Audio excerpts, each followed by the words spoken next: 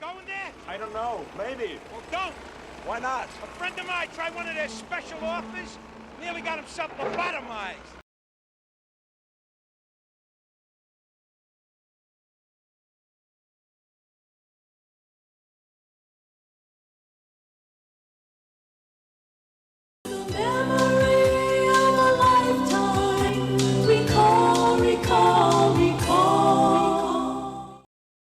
Paul Verhoeven is a vastly underrated director, and one of the reasons I think this is because he likes to mix subtle subtext and blatant suggestions simultaneously throughout his films. The great thing about many of his works is that he is comfortable not giving any answers to his audience, despite painting his films with said subtext and suggestion. Basic Instinct is a good example of this, as people still debate who the killer is, even though it appears obvious. Anyone who has an eye for detail and world building should be able to tell you that Starship Troopers is an incredible social satire, with complex themes, rather than just a man versus bug film. Total Recall is analogous to those films mentioned, in that you can believe Doug Quaid is dreaming or not, and the film will work perfectly either way. It takes vision and a focus to detail to pull something like that off. Now, this channel is not arrogant enough to claim that what we say is absolute. We do give our take when we feel it's appropriate, but we prefer to explore multiple viewpoints, while our primary mission is to investigate earlier material of what made a story become what it was, and to understand the documented intent of the filmmakers. We believe there is no wrong way to watch a movie, and different ideas and beliefs about a film should be embraced and explored, rather than suppressed by loud, rude critics or commentators that militantly state everyone's opinions that are different from theirs suck. We want you to believe what you will and express it respectfully. With that in mind, rather than dictate whether we believe Total Recall is a dream or not, we are going to play devil's advocate to all the hints in this movie that Quaid might or might not be dreaming, so you can decide for yourself what you want to believe, and it's your conclusion that counts, not ours. Before we dive into the film itself, I want to mention the novel by Piers Anthony. It's a strange read, but it does fit the sexualized style of a Paul Verhoeven film. For instance, when Quaid enters Rekall and meets the secretary, he inspects her painted breasts while mentally exploring her see-through blouse that reveals things at a certain angle in the light. This harkened back to earlier script versions and the original Phillip K. Dick story. The focus on sexual suggestions is constant in the beginning of this book, whether it is describing the exact way Laurie is having sex with Quaid in detail at the beginning, to when Quaid is consciously avoiding sexual advances from Dr. Lull while he is strapped into the memory implant machine. It may sound like I'm shunning this book. I'm not. What I am doing is pointing out that it reads like a soft porn novel, so reader beware. So with all that out of the way, let's begin. The very first hint in this film about whether it is a dream or not begins with the excellent Jerry Goldsmith score. Right after the credits are over, the track aptly called The Dream changes as Doug Quaid's dream unfolds.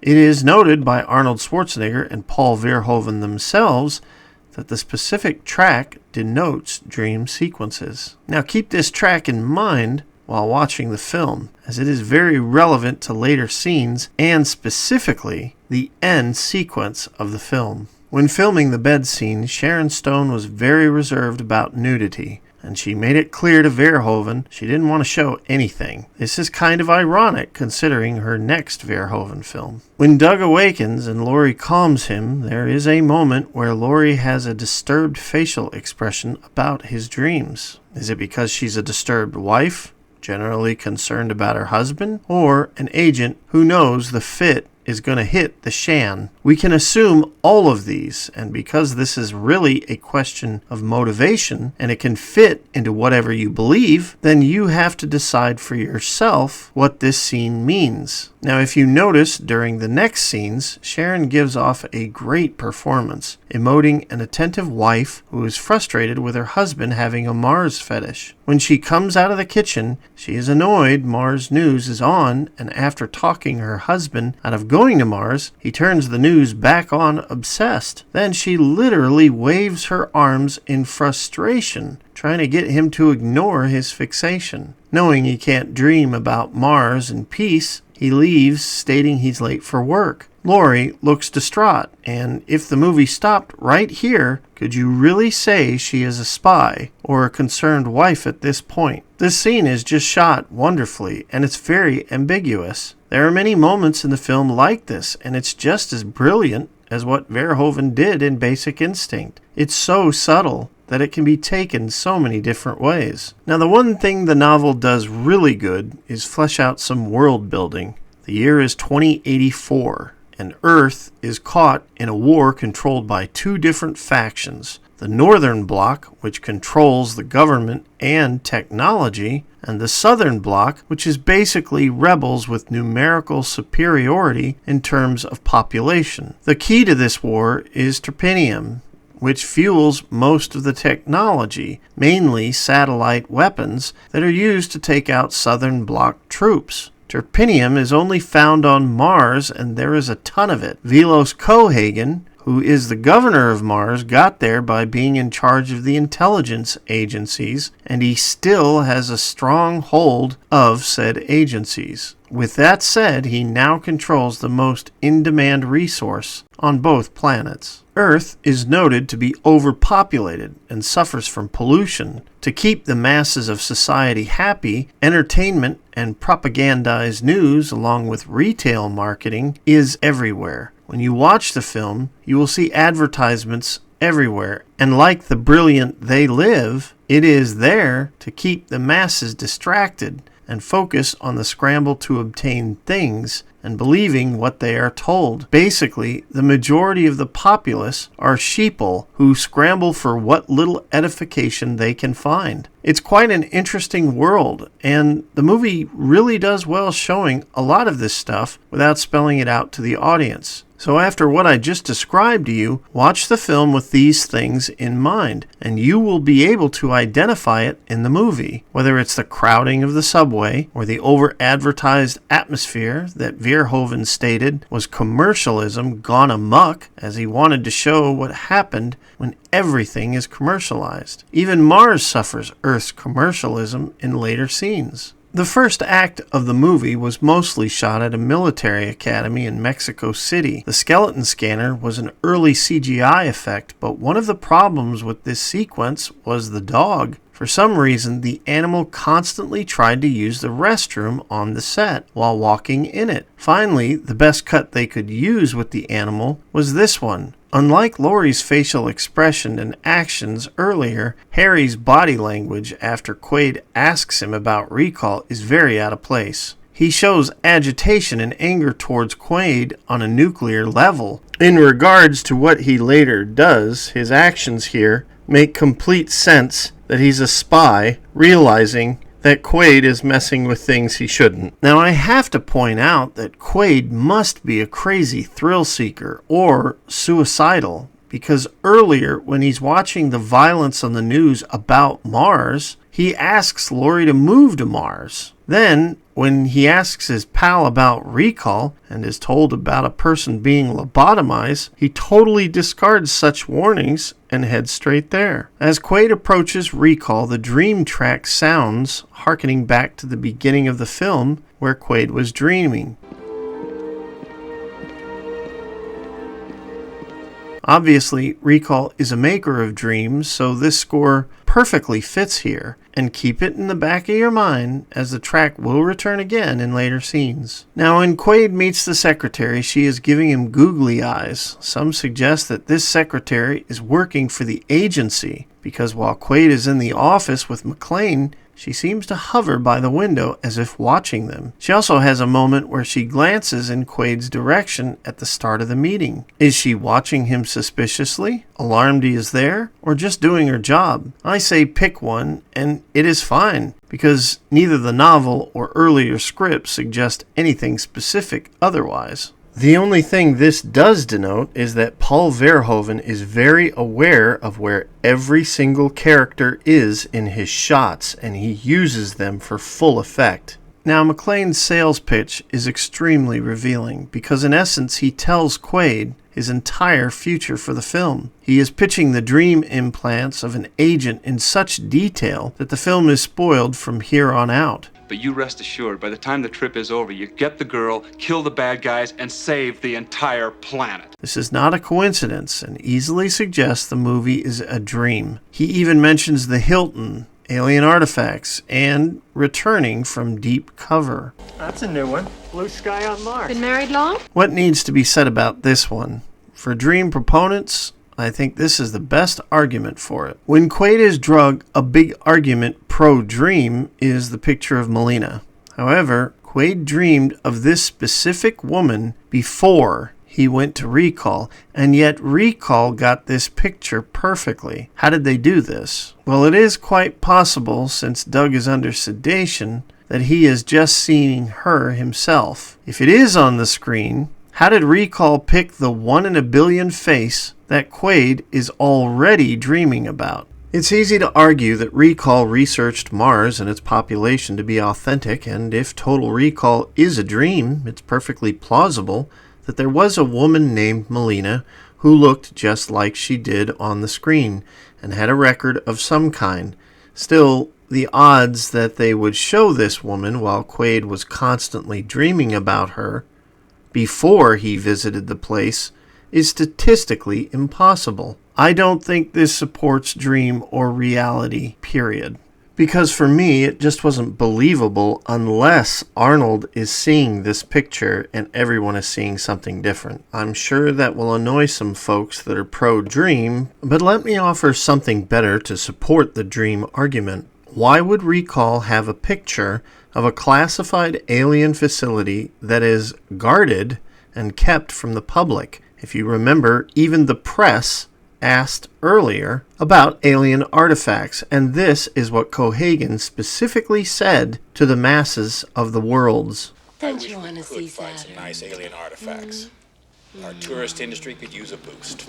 Technically, this place is one of the secretive things on both worlds. There is no way Rekall would know what it looks like inside. So unless Rekall is privy to government secrets, there is no way they should have any picture resembling the facility, unless it is fiction for their ego trip. Now, a big plus for Total Recall not being a dream is the continuing of the story without Quaid's involvement. While he is strapped in for memory implantation, we are in McClane's office with another client. When dreaming, the dreamer is the party involved. Why would Quaid be dreaming of another client in a boring office while he is simultaneously reacting to the memory implant violently? This happens often in the film, whether it's talking about dumping him in a cab or Cohagen and Richter having discussions. I would say this is the biggest supporter in the film that it's not a dream.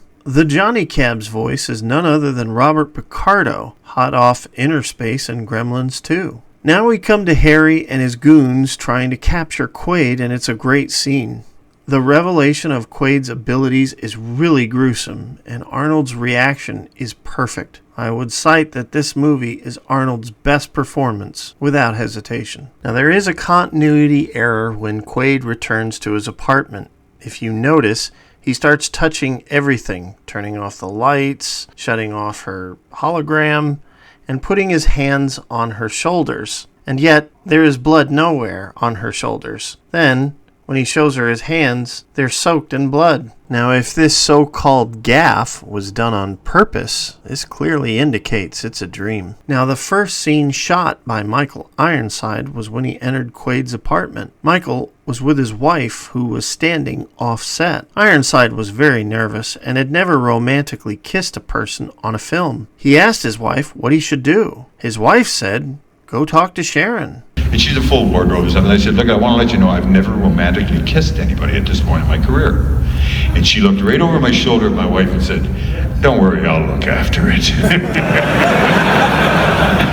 And if you notice, there's a little tongue action in that. When Arnold is being chased by Richter and his goons, and he hits the glass in the subway, he made contact with it too early, as the glass did not blow up on time. He actually broke the glass with his bare hand instead. He began bleeding profusely, and the crew called lunch. During lunch, he got stitched up, and then, right after lunch, Arnold went right back to work. What a tank. Now, after Arnold receives his phone call, this is where Special Agent Stevens was originally to be killed. Richter would see him walking and would recognize him. In earlier screenplays, he would be killed in a bathroom, but the later script didn't even have the scene at all. In the novel, Richter would sneak up on the man and demand to know where Quaid was, as it was Quaid who brought Steven into the agency, and it was well known by all agents. When Stevens wouldn't answer, Richter would break his hand and then kill him when he realized Stevens wouldn't talk. This would tie in later when Richter would tell Cohagen that Quaid had help from inside. Why would a taxi cab destroy itself when someone wouldn't pay a small fare? Moving on. A very subtle touch to this film was what Arnold Schwarzenegger is eating in the scene while he watches Hauser's recording. Quaid is eating a Mars bar, which is basically a Snickers with almond today. Back in 1990, Mars bars were pretty common, and it was one of my favorites. Actually. In the novel, an interesting deleted moment in the movie was after Quaid gets away from the abandoned factory. The next shot would have Richter outside a spacecraft holding it up as he wants to inspect the entire craft for stowaways, while the captain would be frustrated with the agent. Quaid would then arrive in disguise as the lady and go to his cabin, while Richter and his men would join the craft on its journey home to Mars. Though this scene was never filmed, earlier script drafts did have Quaid on the flight in disguise. We also know that Richter was on the ship with Quaid, because in the Mars Customs Station, when Quaid is waiting in line, Richter and his men debark behind Quaid, and is met by Everett, played by the wonderful Mark Alamo, Gul Dukat himself. I love and appreciate CGI like everyone else, but please give me practical effects like this again. It's so entertaining and interesting. On the train, there is a convenient exposition dump, and in the background, you can hear folks talking about how air is expensive on the planet, thus giving Cohagen total control of the populace. And a few days ago, Cohagen raised the price of air. Again? Nobody on Earth gives a damn what happens up here. During his first scene with Arnold, Mel Johnson Jr. kept having problems with his takes. He wore glasses in real life and was performing without them, and his experience was from theater. On the first take, he was told to get closer to Arnold, but the scene kept getting cut because Johnson was not close enough to Arnold. This happened multiple times with the same outcome. Cut. Arnold looked at me, he said, "Mel, if you want to be in the movie, you have to stay close to me. The camera's going to be on me." And I went, "I got it, Arnold.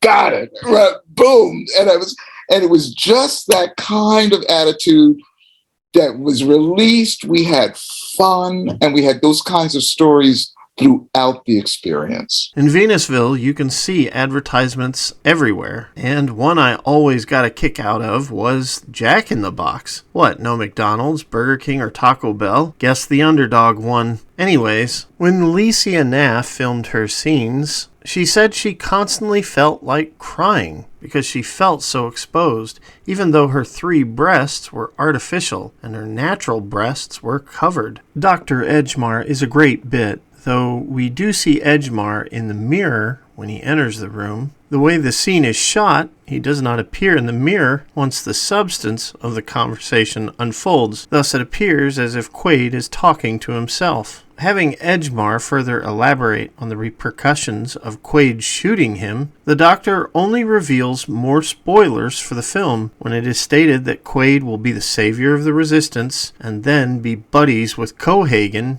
before saving the planet, which is exactly what happens. It is yet another argument for those that believe the film is a dream. During the fight, after Edgemar is killed, Arnold broke his finger, and for many shots in the film his finger was wrapped up, and rather than cancel filming, they avoided showing his hands as much as possible for the rest of the shoot. There was around 15 puppeteers to manage the Quato puppet. It took about 6 hours to do the makeup for Marshall Bell, and he had to make sure he didn't eat anything before doing makeup, as he couldn't use the restroom while all the appliances were on him. Now in the book, it tries to go into detail about Quaid's memories and the aliens that made the machine. I'll warn you up front that the book's proposal of the aliens is a bit disappointing. It states the alien made the reactor as a gift after seeing mankind forming. The aliens wanted to help our fledgling society by putting the device on Mars to help mankind become traders in the galaxy. Think of the aliens like missionaries trying to spread trade throughout the universe as their gospel. When man was ready, they could use Mars as an outpost for such trade. The aliens were like ant people. As I said,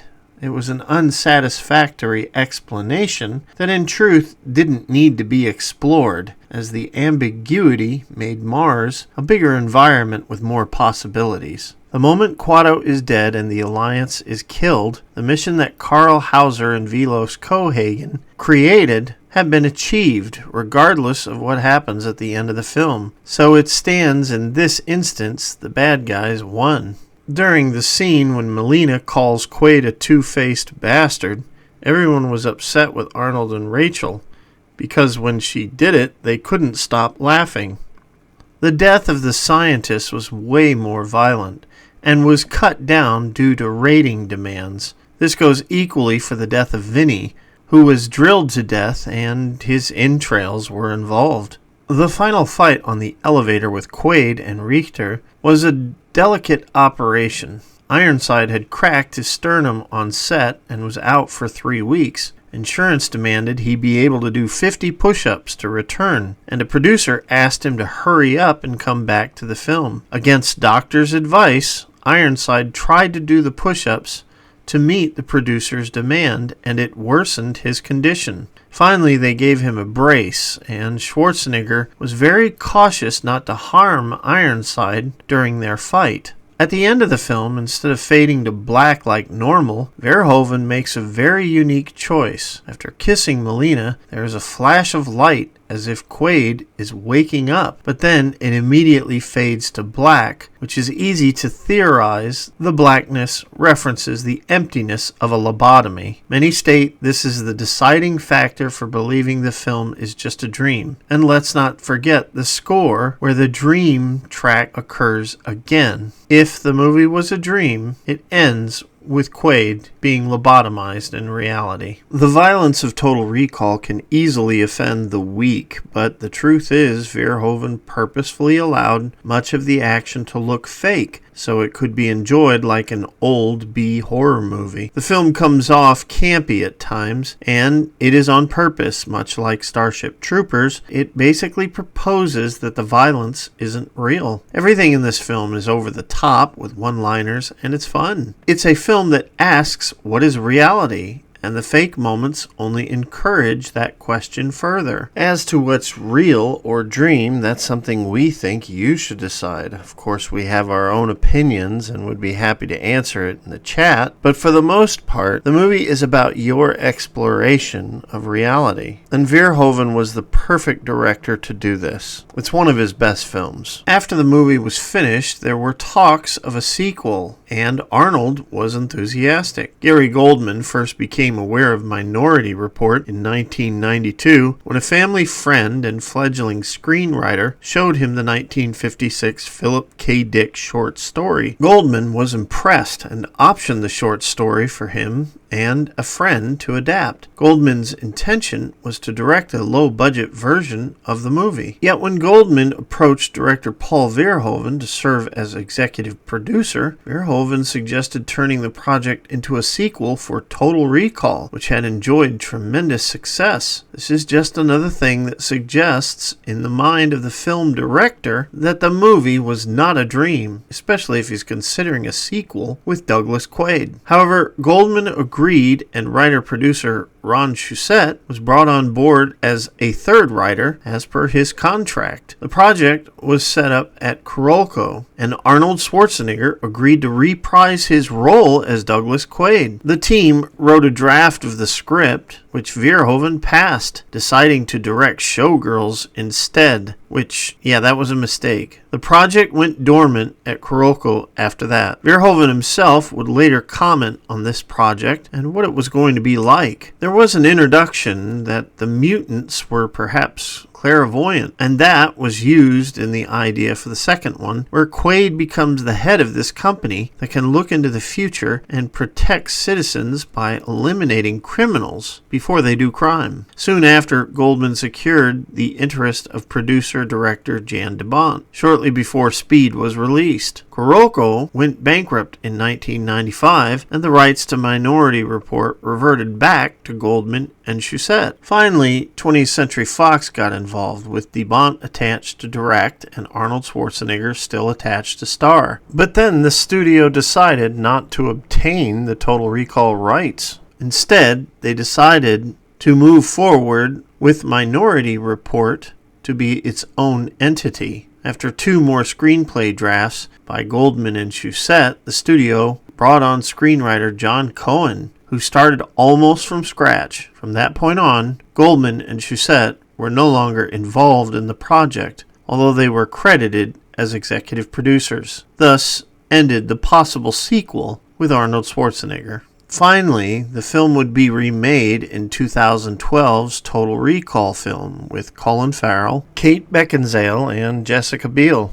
And I have to mention it because it is not only expected, but part of the legacy following the first film. This embarrassing remake had little to honor the original, except a few member berries harkening back to the first film. It was as if someone had an idea for a set piece that would fall through the planet core, go weightless, and then have fighting on it at the end of the film. The rest of the film would be cobbled together by 5-minute, highly choreographed Matrix-style action scenes, threaded together like clockwork between 2 to 3 minutes of exposition dumps. The worst part is most of the action is just unbelievable, as it's like watching bad superhero scenes as people constantly jump 2 to 3 stories as they are being chased and shake it off with little care. Honestly, the worst part of the movie is Kate Beckinsale, who is a pale replacement for Richter, and, even worse, Sharon Stone, as they combine the characters for this film.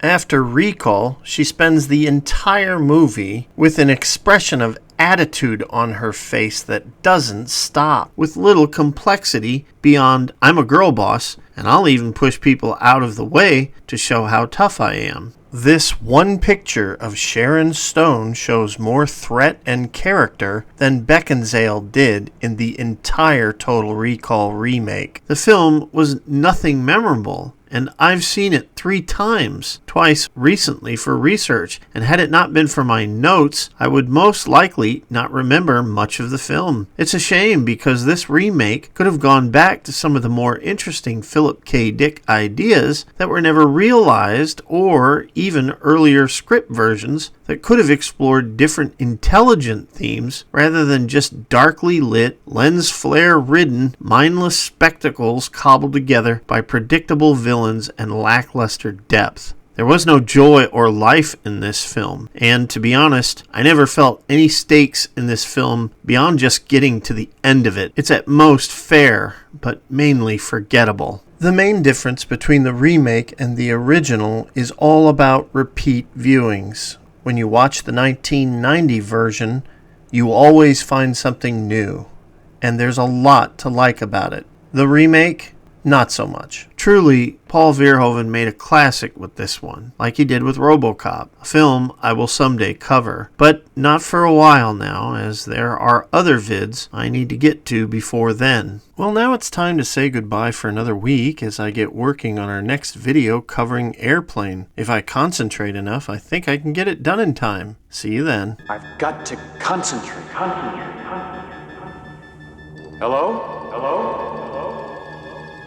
Echo. If you like what you see here, click like and subscribe. Use super thanks. It helps a lot.